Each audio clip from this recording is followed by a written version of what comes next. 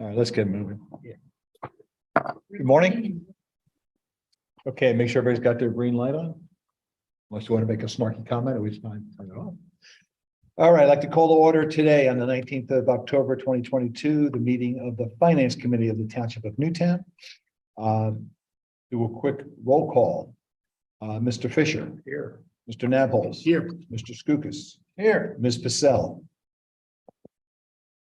Okay. Stand for a moment of silence and a pledge of allegiance.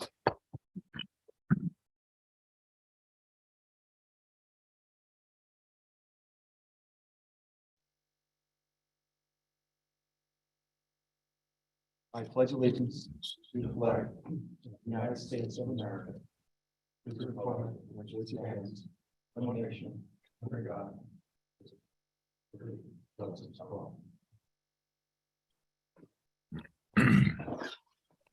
Thank you.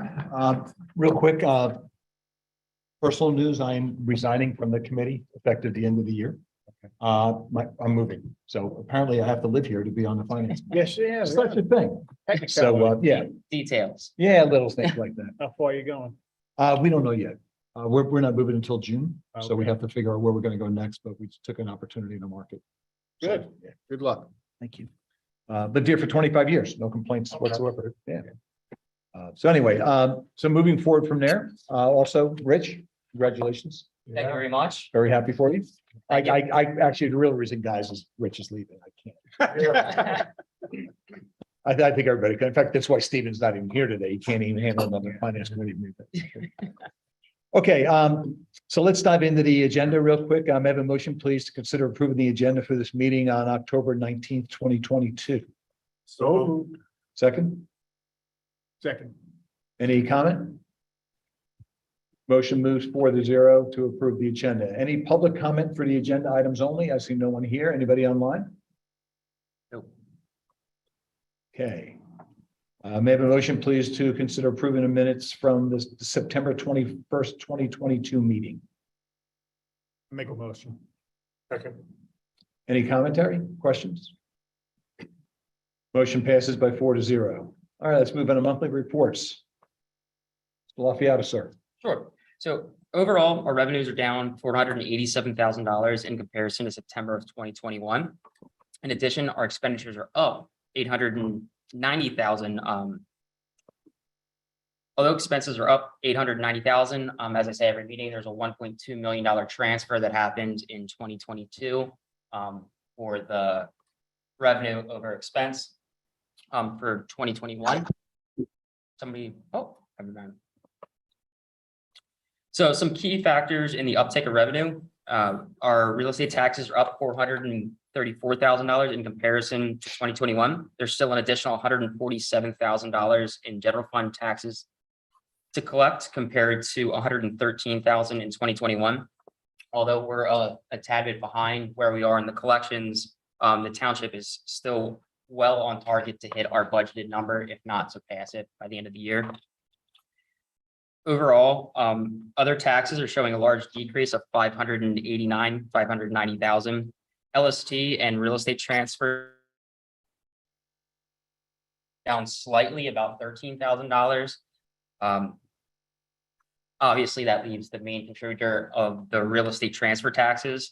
There's a large transfer of about $317,000, which is 55% of the decrease for 2022 in comparison to 2021. This is for the mainline health building. That was a one-time transfer. But overall, still it's only about 55%, and the remaining is houses. There aren't as many houses transferring for as much in 2022 than there is in 2021, obviously leading to a downtick in transfer tax. License fines and rents are increased about $30,000. Overall contractor license in particular is up.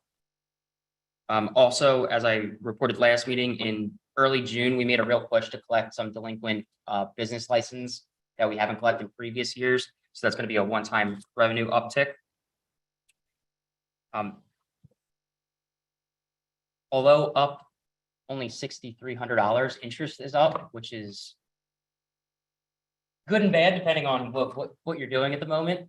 But at the last Board of Supervisors meeting, not two Board of Supervisors meetings, they gave the staff the permission to invest, I believe it was 20% of the general funds and $1 million of the capital fund. We've since moved that into, it's called a Pliget term account, I believe. And we're getting somewhere around, what, 4% interest versus our 0.9, 0.7% interest in just our general checking account at TD Bank. So we should see an uptick in interest revenue.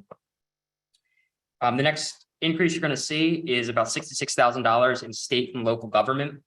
This is because our pension state aid and our fire state aid came in above where they were in 2022.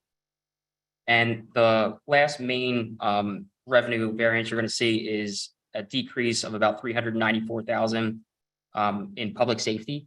This has to do with just the amount of permits that we received in 2022 versus 2021. We received a large permit for the Ellis Preserve for about $522,000 in 2021. That's one-time revenue. So moving on to expenses, like I said. Rich, can we stay with revenue for just a second? The number I'm looking at comparison, year to date, real estate tax, as compared to the budget, the 2022 budget, that seems to be on target. The one that seems to be way off is, I guess, the real estate transfer tax. It looks like it's about a little less than $600,000 off the budget. $1.1 million versus $1.7 million. Yes, that is correct. Is some of that timing, or is that really going to probably stay in place by the end of the year? That's a big differential. So some of it's timing. This is one of the ones that we're always a month behind. So in, I guess, January, yes, in January, we actually received December's payment. So this is only 8 months. Got it. Versus 9 months. And they do these, and maybe Stephen can explain, they do these true ups as well throughout the quarter. So next month would be I guess a true up. And it seems like the month after the quarter ends, the LST payments and transfer tax payments are a little bit bigger. So Because, and if I can, just, I don't mean to interrupt you, Rich, but that's basically, it's a quarterly filing that the payroll people have to do unless they hit a certain dollar amount. Oh, And so you get, it's but just like we do our true up at the end of the year with the IRS. You know, if you do payroll taxes, depending on what your payroll is, determines whether you have to do it quarterly or whether you do it monthly. Yeah. And so that it's the same thing. Yeah, and obviously the other number that jumps out is the permits. Almost $1 million versus $1.3 million. Not too bad, but 300,000 off of budget. Ed, if I can get you just to go ahead and pick up a mic and Oh, speak, thank you. I was just gonna because say that. people at home can't I hear you. can't, I had trouble seeing on Just that. give it a lecture. No, I was comparing the permit differential about 300,000. I'm presuming that there's no catch up there. We're gonna come up short of budget. You know, I'm projecting that we might come up short. You know, this is something that I've been talking about with the board for years, Yeah. is that as the build out goes, this is going to drop back down. We think the number ends up down about 400,000 to 500,000 on an ongoing basis. What's the normal? But about the normal. And so I think we're starting to see us move back in that direction. And so that's expected. I do think what I don't know is how many building permits BPG is going to pull between now and the end of the year based on when they get their flow. And if they get their shore flow approved by DEP prior to the end of the year, I believe they'll pull the permits and we'll probably still be short, but we won't be $300,000 short. If they don't come in and do that and do it next year, then the money's gonna be next year. Sure, And okay, it, so and that, this is there's that one more timing, tranche. this is that timing game that we always play. And it's really hard to know exactly when that's gonna happen because there's so many pieces of the target that are not in our control and are not in necessarily developers' control. I mean, like, they're waiting on DEP right now. And so,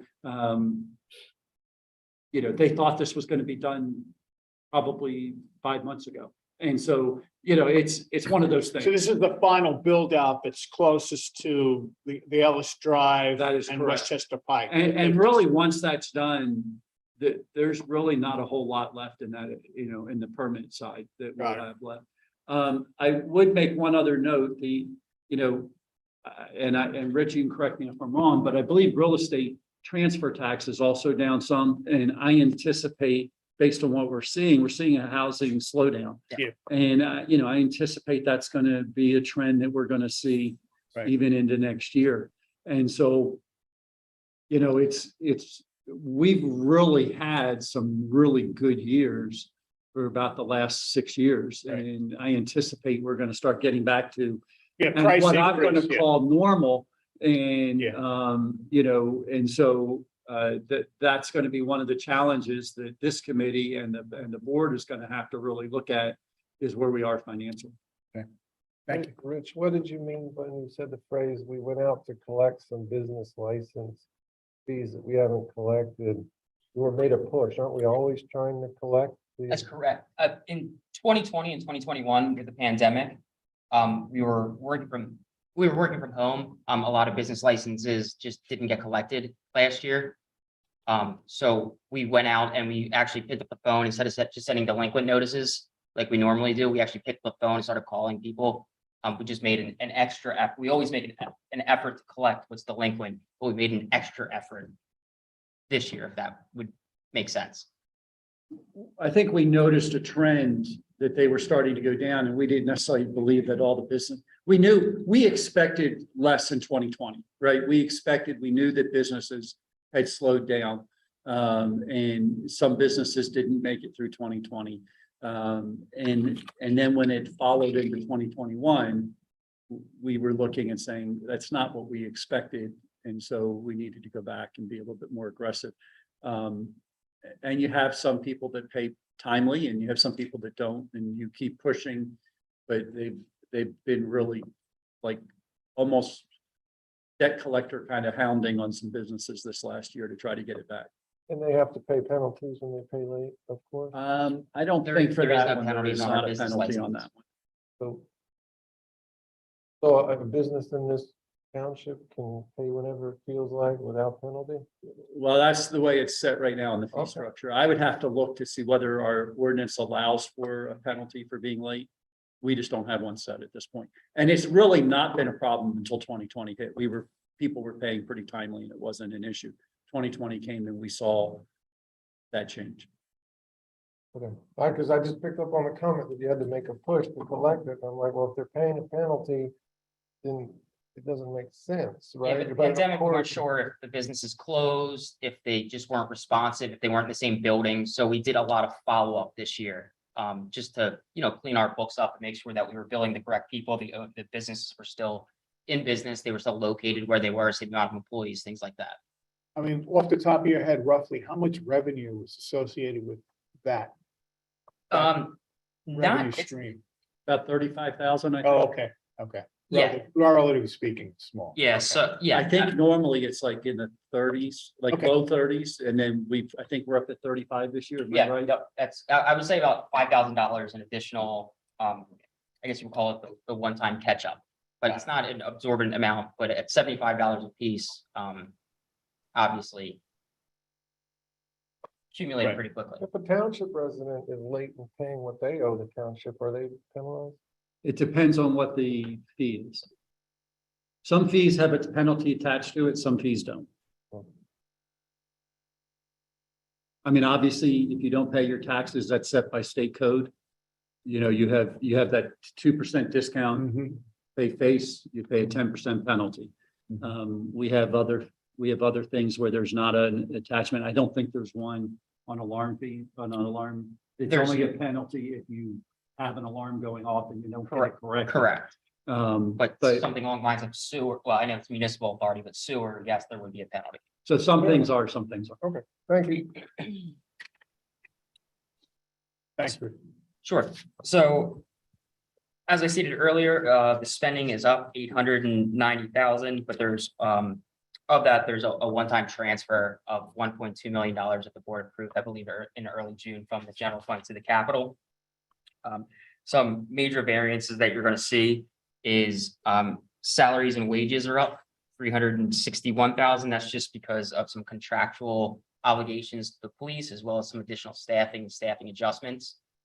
Our benefits are showing a large decrease of 429,000. This has to do with two things.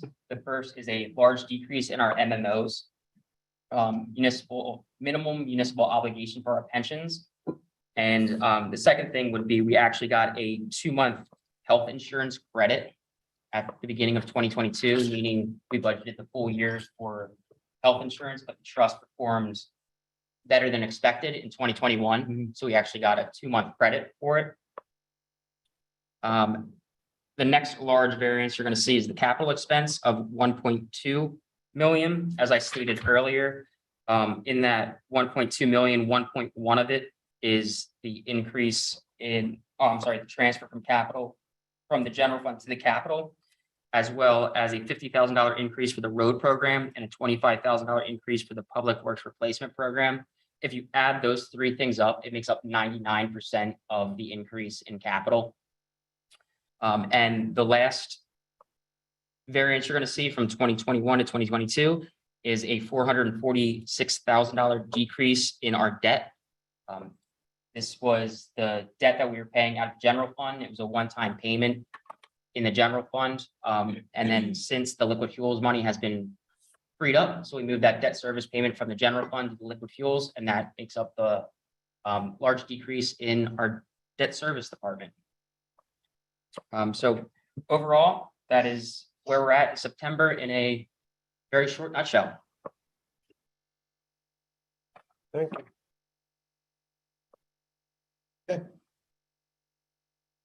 On old business, last month we talked about the stormwater financing and a presentation on it, and the conversation was, what's the, what are our next steps? And we, is it us to present, or is it us to give information, is it us to decide? So if I remember, we had, our takeaway was to think about how we wanted to present it to the township. Was that to the Yeah. supervisors, right? Yes, Uh, and we did meet again. If Yeah. Some of your board members want to share where we are, and then we can Yeah. talk about what next steps are. And Lisa and I can double team this. Let me make sure I'm talking to Mike. We have what I'll consider to be really relatively reliable data if we chose to head on the path of a tax.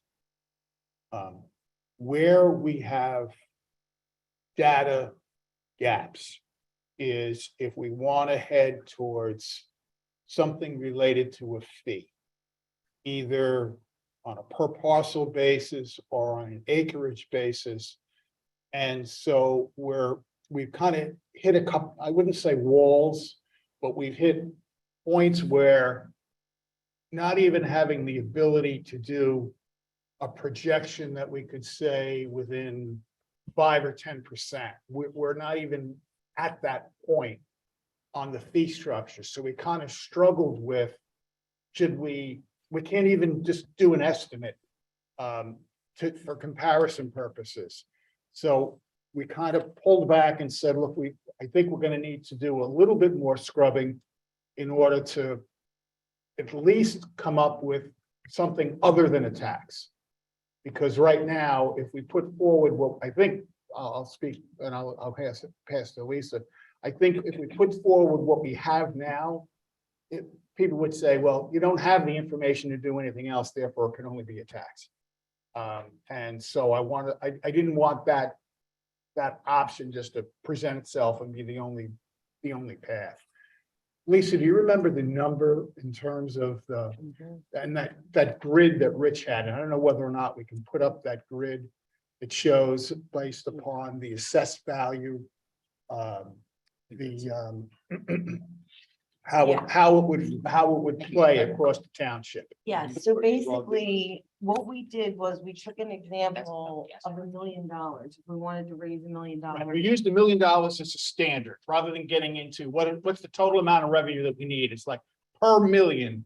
What does this translate into on a per reporting unit basis, be it acreage or a property parcel? Right, so we said that if the $1 million was raised through a tax, 75% of the taxes Just would, turn off your screen if you're gonna do.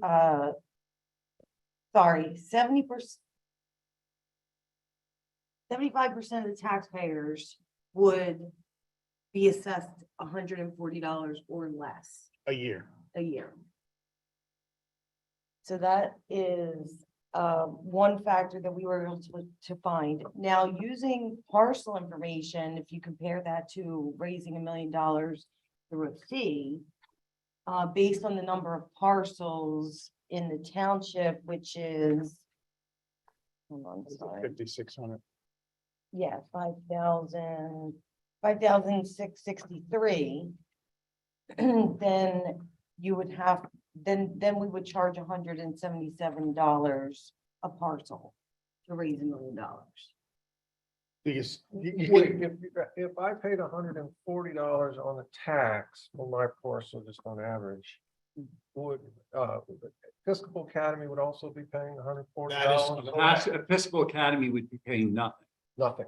because if it's a tax, That's ridiculous. they're not taxed. I mean, they're contributing, any giant property owner, and I happen to have a lot of property as well, contribute a lot to the stormwater. So they have to be included. I have to pay more than my fair share because I have more than my fair share of land, but they do as well. They have hundreds of acres, or I don't know how many Right. acres. When you really break it down. I mean, it's over there's 100. I don't know the exact number. I don't know if it's. Well, I mean, my kids go to school there, but they need, it's Yeah. gotta be fair. You know, the Sure. one But thing I think I've didn't never- they also mitigate their stormwater? Whoops, Right. What happened? I think Didn't that- they also, didn't they mitigate their stormwater when they built their infrastructure? We're talking, yeah, a lot of people have put in stormwater stuff, but we're talking about, major Storm. flooding storm situations. versus normal rain. And I keep going back to my comment of the last meeting, which is all land is impervious when you have these kind of storms that we're talking about that are causing the flooding. Regular rains aren't causing the flooding, and the regular rains are what sort of all that stormwater management, regular storms is what EA put in and what regular township people put in. But when you have a massive hurricane or big water dump event, it doesn't matter whether you have mitigation or not, your land becomes totally impervious and everything runs off at that point. Right, but I think I hear what you're saying. But at the same time, if all of it runs off, and if most of it is collected on their own property in their stormwater retention basins, or may roll into some creeks, isn't our biggest problem with infrastructure that we're trying to fix under roads in the township? And stormwaters from the roads, not from creeks, because we're not improving creeks.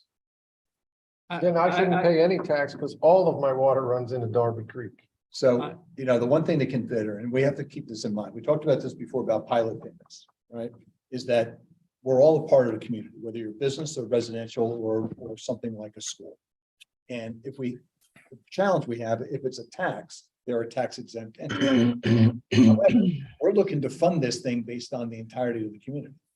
So, if you ask me, and I think Alex Lane starts this as well, it needs to be a fee-based thing. So we avoid this issue, in a kind word, of tax exempt entities. Because I don't care who it is, if there's a significant event, again, it's a stormwater issue, not a rainwater issue.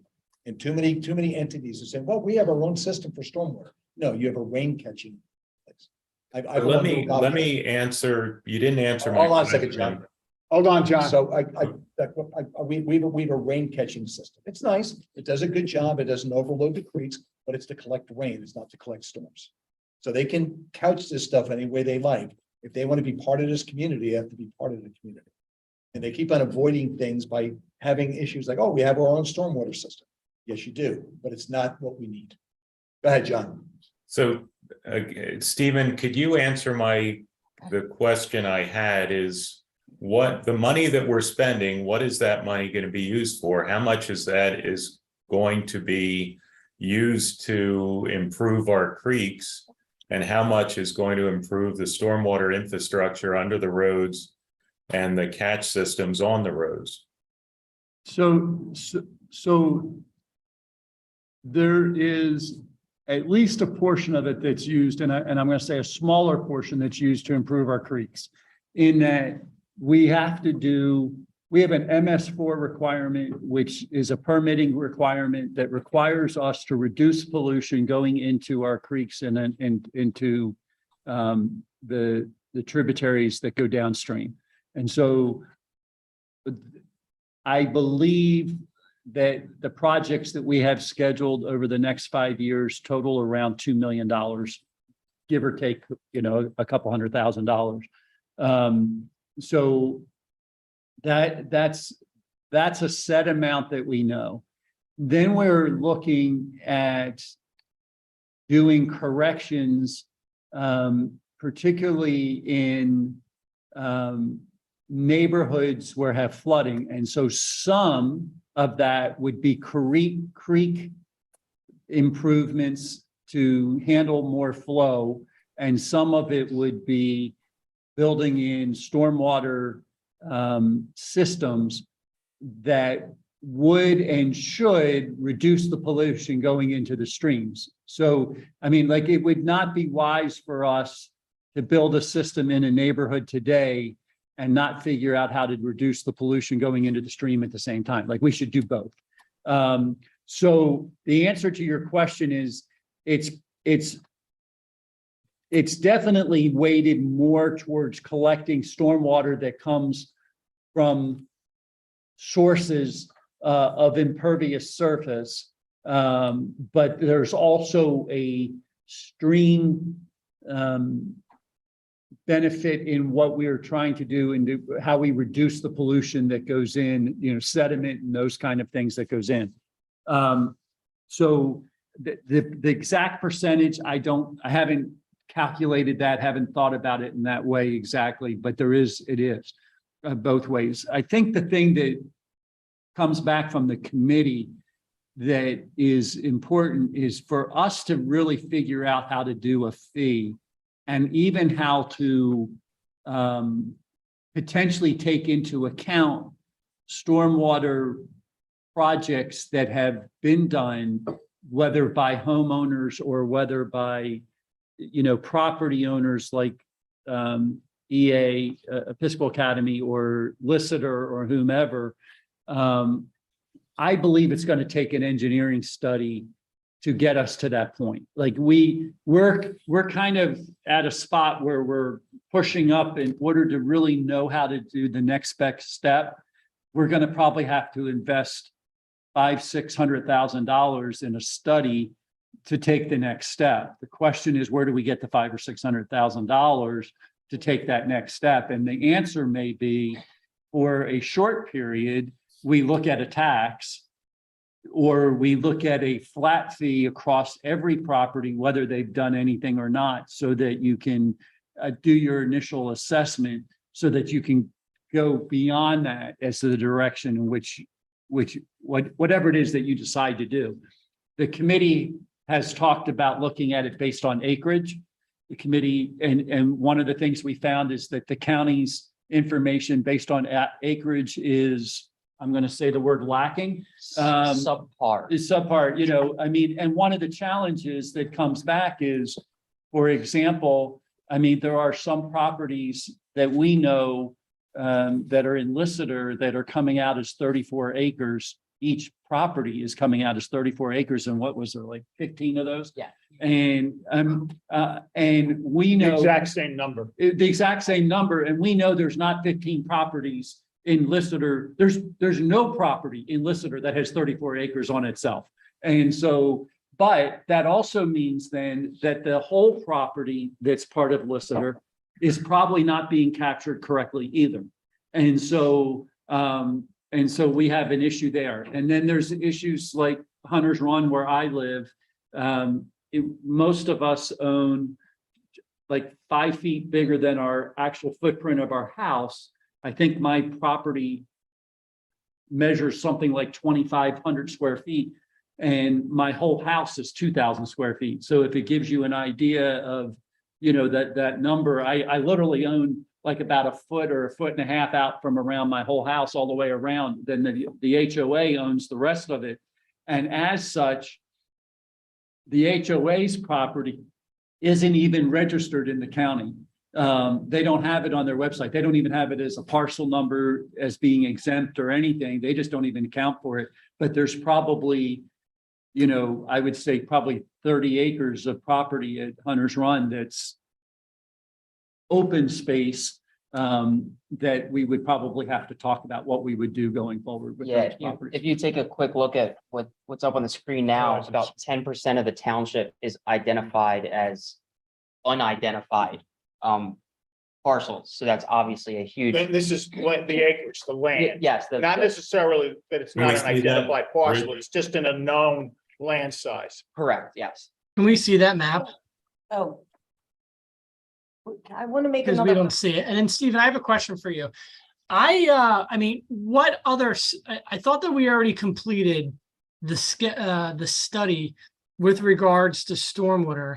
And maybe I just misunderstood what you said, but what other, I thought that the study that we just completed with Stantec is exactly kind of that blueprint for us to move forward on addressing the areas of greatest concern where we know that we have the most severe and significant flooding because Yeah. there's just no infrastructure there. Yeah. So there's two different issues here, Leonard. The first one is the issue of what are the projects that we think we have to do? And that study has been completed.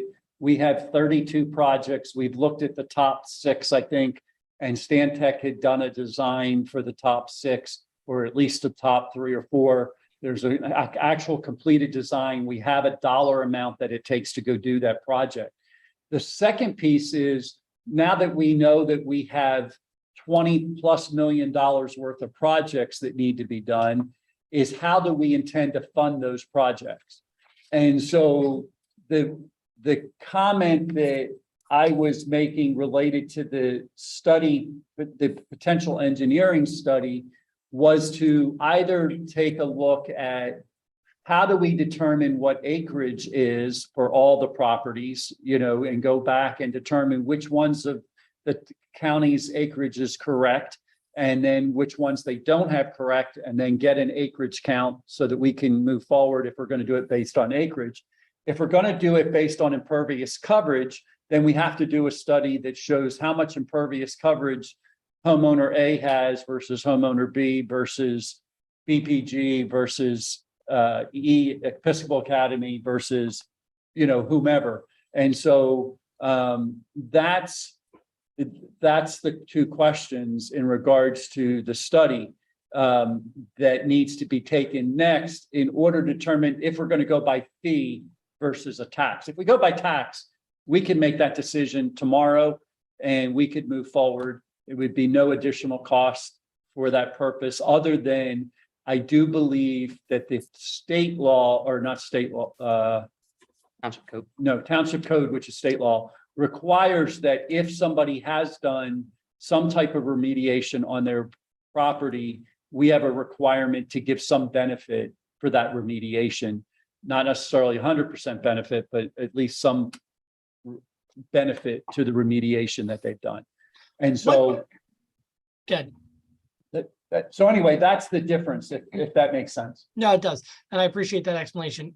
Because, we do, as you know, we do a lot of studies, and so sometimes it's kind of hard to keep track of which one's which. Now, I get the follow-up question I would have to that is, what is the common practice for municipalities across the Commonwealth What do they, and I'm sure this has been a question that has been addressed and answered already, and so I apologize if I'm asking the committee to repeat it, but what is that common practice?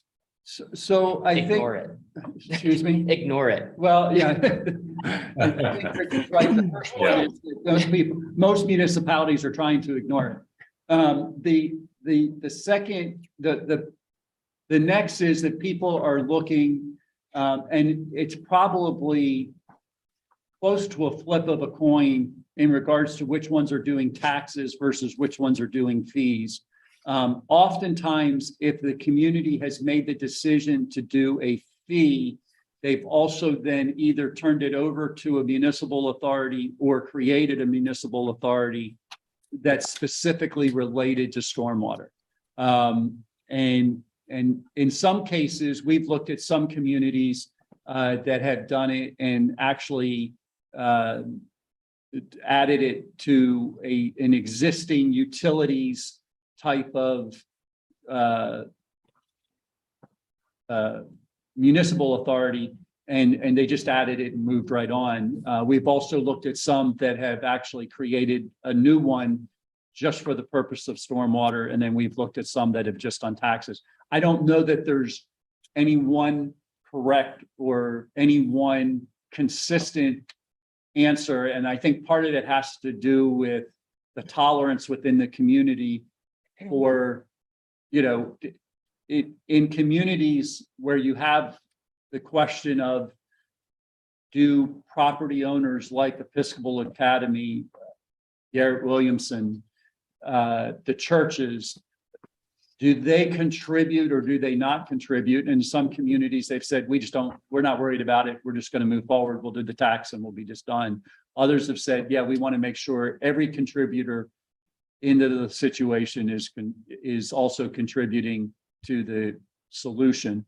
The one thing that we haven't brought up, that if I can, and then I'll turn it back over, is there is another approach that would be potential to at least address some of the projects that are on the list that we have. And that approach would be if we made the decision to actually charge back the neighborhoods that directly benefit to whatever decision that is. So, you know, take an example of the neighborhood behind us, the Heights.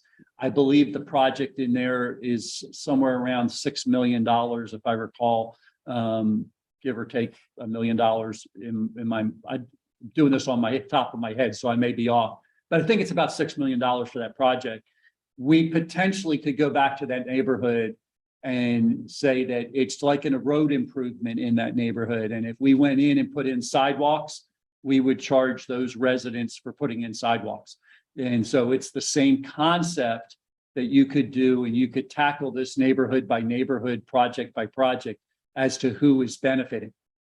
For the projects that makes sense. There are some projects that are on our list that probably are fed by 5 or 6 neighborhoods. And so how do you know which people benefit and which people don't, particularly projects that are on our roadways that are more public type roadways in that they're more highly trafficked. So that can almost become more of a hybrid situation again. It could be a hybrid situation. 75% of it is community wide. Yes. 25% of it's in certain neighborhoods Yeah. that, you know, in many cases have been clamoring for something like this. Yes. So you can understand, and arguably they would understand as well. Yeah. You know, and I'll let you guys go back in a second. One thing I just want to bring us back to is this is a township wide issue. And it's not something that's hard, you know, we're going to benefit some significant neighborhoods. And I really appreciate that approach because I think it benefits everybody involved, kind of like when you bring sewers to a neighborhood. Yeah. You know, but the second thing to think about as well, you know, we're talking about, you know, participants in the community, things that happen. We've identified that the taxes in this township are paid by primarily residents and businesses. There's a significant amount of space that's not covered by any tax at all because of tax exempt status in one way, shape, or form, whether it's real or perceived. Something like this is something that benefits the entire community. And I really urge us to consider to not worry about whether it's a church, a golf club, or a private school. They're all part of the community. They drive down the main roads in this town to get to those schools. So if someone says, well, we have our own catchment system in place, no, you still drive down 252 or Westchester Pike. So it's the same tired argument we've been hearing. If these folks contributed in other ways to the benefit of the township, I'd say, you know what, that's worthy of consideration. But there is none. In fact, some of these parcels are not even tax exempt, and they really should be investigated. And we know that. So Okay, can so I- please go back to your point at hand. I just didn't want to lose that point, please. Steve, let me ask this follow-up question. When you said that these other municipalities create municipal authorities, right? When I hear that, I think of, the sewer system and the Municipal Authorities Act, where it's a separate independent body with its own manager and engineer and solicitor. Is that what you mean, or you just mean like another committee of a township that is then tasked with implementing, the stormwater remediation through the raising of whether it's a tax or a fee? So the answer to your question is, if it's an authority, it would actually be a separate entity, potentially with its own manager. We have our authority, and I get to play in both worlds, right? No, I understand. I just wanted to make sure we weren't using those words interchangeably, or those two. No, I'm not using those words interchangeably. Okay.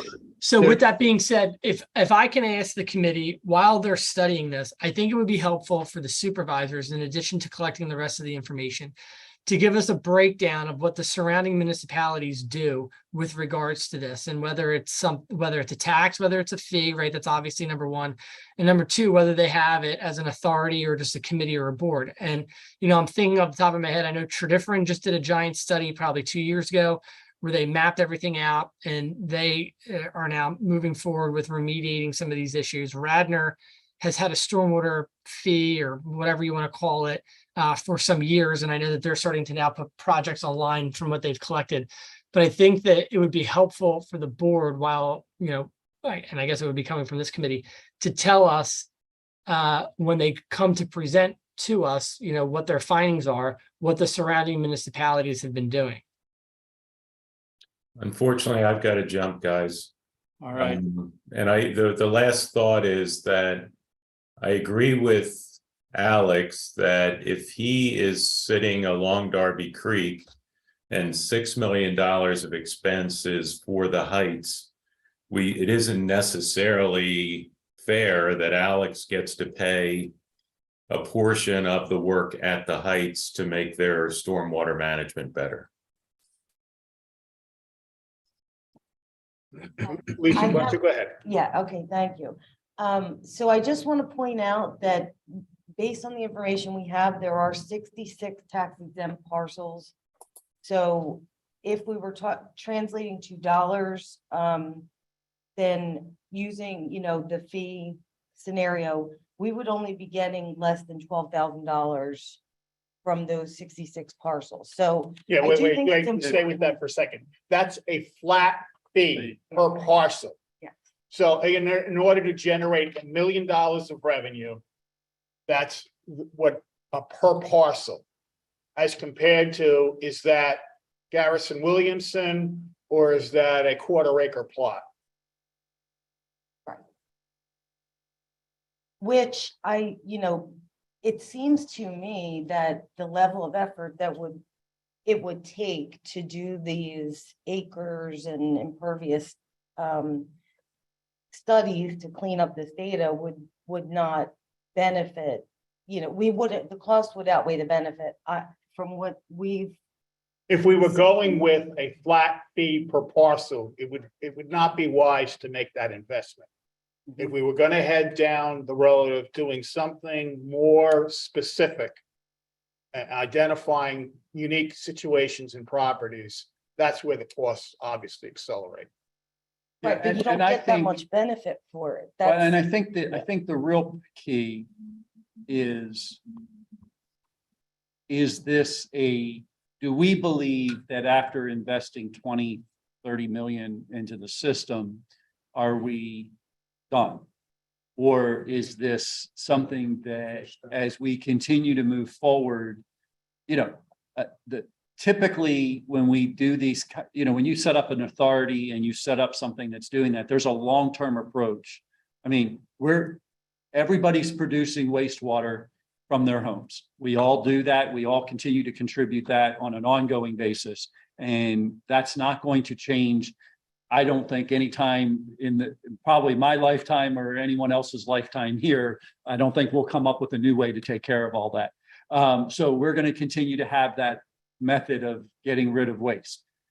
The question with stormwater is, and I don't see an end to it personally, but some people would argue that if we got done $30 million of projects or $40 million of projects, we potentially could be done. My argument would be we still have another probably $100 million worth of infrastructure under the roads today that will need attention on an ongoing basis to be maintained.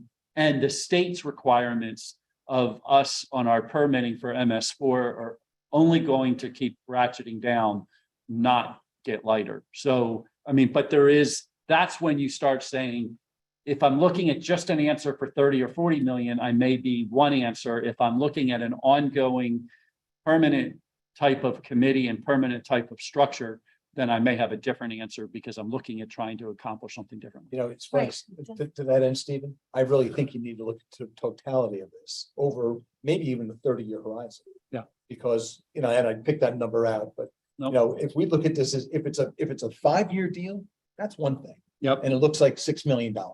But if this is a 20-year, $40 million issue, we need to manage the potential revenue. It's almost like we're building a new business. It And is. saying to ourselves, we need to get to that number over time, not worry about the interstitial numbers. Well, you have to catch them, that's fine, but you have to look at the big picture and say to yourself, is $160 per parcel going to get us there? Well, it's going to get us there for this, but it's not going to solve the problem that we have. We have to take the long-term view. And right, and so that's when you start thinking also about maybe the hybrid, trying to start accumulating funds. We're not going to get to what we need day one, but we've got to do something to start accumulating the funds to start tackling the projects. And where I think it makes a lot of sense for the tax is the MS4 association. So if you looked at the MS4 requirements and we as a township are required to do that, then we could take the funds needed for that portion and add the tax to cover that. That's a township-wide requirement. Then, to the extent we need additional funds to start tackling other projects, maybe we do a fee that is a minimal fee. We saw one of the townships, I believe they said, let's just do $7 property. And month just or to something. get something Yep. per month, right? So just to get something going, so that, because the sooner you start, the more we're going to start building up and then be able to take action. And some of the problems are significant. Yep. And that's why we started all this.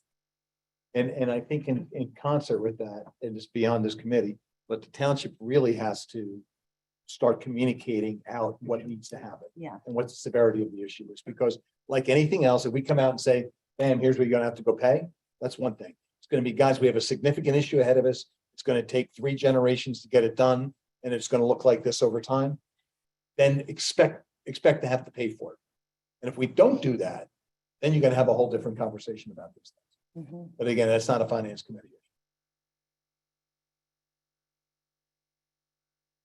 That's the one thing, though, that is, we all agree on, Yes. can be done immediately. Yeah, absolutely. Yeah. Where there's a lot of more discussion, but that one subject, that communication, start today. Leonard, from the realizing you can't speak for all the supervisors, but to Larry's point, do you believe we are at a point where we should consider some type of a public communication where we don't have a path, one direction versus another, but we want to communicate the problem? Or will that create more problems and more consternation that we're presenting problems but no solutions. It's kind of the chicken and the egg. And from the perspective that without a hint of direction from the supervisors, we're kind of in a quandary. I think that from my perspective, so first off, let me do the disclaimer that I can only speak for myself, not for the board or for any other supervisor. But what I will tell you is that from listening to this, I do think that there needs to be more information gathered before we go out to the public and say, hey, this is what we're looking at. Do you need more direction from the supervisors? I don't think it hurts for us to have a conversation among the board, maybe either on Monday night or at a subsequent meeting about this to give you all direction. But I will tell you right now, I don't think that there is enough information for the township to go out to the residents and start talking to them about A, B, and C. When, just 5-10 minutes ago, I said that I think that the board will need additional information to move forward on it. So the short answer is I don't think that there's enough information yet. That's number one. Number two, the board has not seen any information. And so I think that it's probably more beneficial for you all to continue to gather information, for us to have a conversation either Monday night or at a subsequent meeting, and then kind of take it from there. Okay. I don't know. Can you guys hear me? It's Tina. Yeah. Hello. Yeah. I agree with Leonard. I think we had talked last finance committee meeting that, to Jim's point, we really do need, once you guys do have all your information, this is going to be an information campaign, so to speak, once, this decision is made. But I think the more information we have as a board, the more we can kind of craft how we are going to present it to the public. So, and I appreciate all the work you all have done so far. It's arduous, and again, to Rich's point, most townships just ignore it. So the fact that you are all taking this on, I think it's great. So thanks again for the work. Thanks, Great. Tina. So, what I'm hearing, as far as more information, I'm going through and trying to put concrete ideas to that and make sure we're going to meet your expectations on that. So I think one thing we could do is to summarize what the townships we've met with did and what the variables were, because some had better data than what we're able to get, and some had municipal authorities that were already doing water, so they were able to easily just add on a stormwater fee. So we'll we'll summarize that in a condensed way. And then beyond that, would you like us to put an example in of here's what it would be for the $1 million scenario based on the parcel information we have at the moment and the tax information we have? Would that be helpful, or do you want us to keep it more general without a lot of numbers, and more just on conceptual? Is that to the supervisors? Yes. Yes. Yeah, I think that the more information you can give us, the better. So, And I think Sherry just said something in the chat. Sherry, what did you say? I just think that it's really important that we mention to the public, or start educating the public of the state's requirements, that this is not just some, pie in the sky idea that the supervisors had. Yes. Yeah, again, to that point, if I can just add two things. One is, we may not have a decision on what we're going to do soon, but educating the community about what's going on can happen today. Yes. I really urge the township to put together a group of people to put together a plan on what we need to communicate starting soon and moving forward, before we even make a decision on what things are going to cost. People have to be aware that there are certain things that have to be done that we need to do. There's certain things the state's mandating, and that if we don't get in front of this stuff, we're going to have significant issues down the road. That's number one. And unfortunately, you can point to different things that are going on in the world right now. Look at Southwest Florida. Doesn't matter what plan they had in place, folks. Okay, there's certain towns that don't exist anymore, but it's a real situation that you need to manage in front of. Second thing, and I really urge us to do this, and we need to do this as a committee, is that we need to give you guys a little direction. Okay, and say, Leonard's point is, They need to have information sooner rather than later to start talking about stuff. Yeah. I urge us to put together our options for now that we've identified based on the presentation you guys put together and present it to the supervisors in, even if it's a preliminary form. So they're informed about what we're doing and they can turn around and give us direction. Otherwise, I see us in 30 days coming back and having the same conversation we're having today. And to Jim's point, I thought that what we were gonna do, and we discussed this at the end of the last meeting, was we were gonna put together a presentation, not the spreadsheet that you guys have, but a presentation to give to the board that would give sort of the background of what's going on and all that. And that we were gonna circulate it in the group. I remember we had the discussion when I said, how do I edit that thing and how do we do it so that we comply with the sunshine law? So Yeah. I just, again, I don't want to come back in 30 days with that same spreadsheet and say, okay, now what information do we need? We should start building something.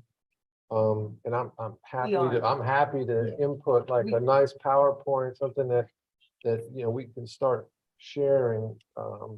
And I Yeah, think that was really did where we start were putting headed. that- We got into, and maybe we got too much into the weeds as we started looking and we said, we don't, the challenge became that we were looking at the information and we said, we were having a hard time tying some kind of number to what we were doing. And so how do we present that in a fair way so that the board has some information? And that was part of the problem, because all of a sudden we looked at the acreage and we couldn't come up with we knew we'd be off at least 10%, potentially more. We looked at the impervious coverage and we would be shooting totally in the dark. And so it became back to, because that's what we thought we were coming back to you with. And we had a plan, we were starting to work it out, and then we got to those and it just kind of went south. And so we wanted to come back and make sure we understand. I think now we could go back and we could put a presentation together with some basic numbers, say, here's what we know numbers are, and here's what we don't know numbers are. It sounds like that's what the board would want. We could do a little bit of more research about the communities around us to give them actually specifically what each community around us is doing. To be honest with you, I don't think there's a lot that are doing much. We know Radnor is and Westchester, but there's not many people that are being forward thinking on this, to be honest with you. Most communities did what we did. We had money come in from ARPA and we put that money into stormwater, but that, as you know, that's a drop in the bucket of where we're headed. And that's what. But Steve, everything you just said is sort of what needs to go in this presentation. I'm happy to help. I love doing presentations and putting them together and, making them more visual rather than a lot of words and bullet points. But, the thing should set up like, here's what the problem is.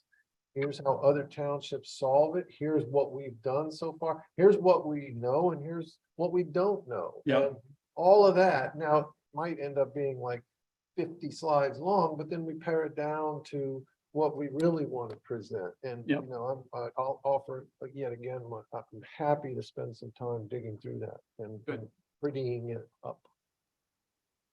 Thank you, Alan. I don't think it'll get to 50 slides, but we will, we did start to do some summaries and absolutely can have what. Yeah, to Steve's point, where we hit a wall was, we had options that we had reliable data on, but we had equitable options where we had unreliable data.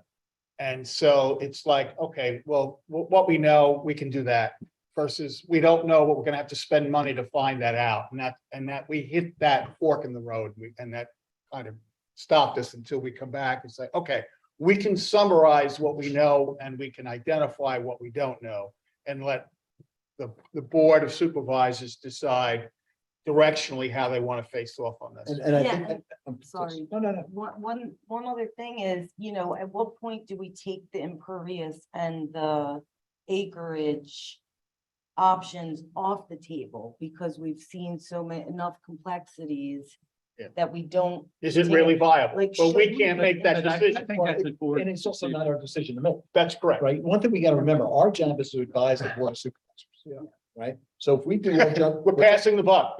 No, No, I'm we're teasing. just not a decision-making group. But our job is to advise these folks and say, Yeah. look, here's an issue. This is something you need to manage to. Here's the data you need to consider. What would you like us to do next? Yeah. We did it with the pilot thing. We did it we did it with the issue with the Parks and Rec budget, right? So our job is say, we've identified something, this is for you to consider, tell us what to do next. Let's get to that point for our next. Okay. Does that make sense to everybody? Yeah. You guys are doing a great job. No one's sitting there saying, oh crap, why haven't you done this yet? We as a team need to give you direction to close this thing out. Yeah. And I think, does that give you what you need? to have? Appreciate it. Yeah. Yes, I think we've got our marching orders Yeah. from here. Good. If it was easy. Yeah. Now, again, if you let us make the decision, this would be done. But that's not what we're here to do. Good. Leonard, any other input, or Tina? I have none. Good, thanks. Thank you. Thank you. This was Great job. We're good. discussion. All right. Not yet. Any public comment? Any items for the next agenda, other than this?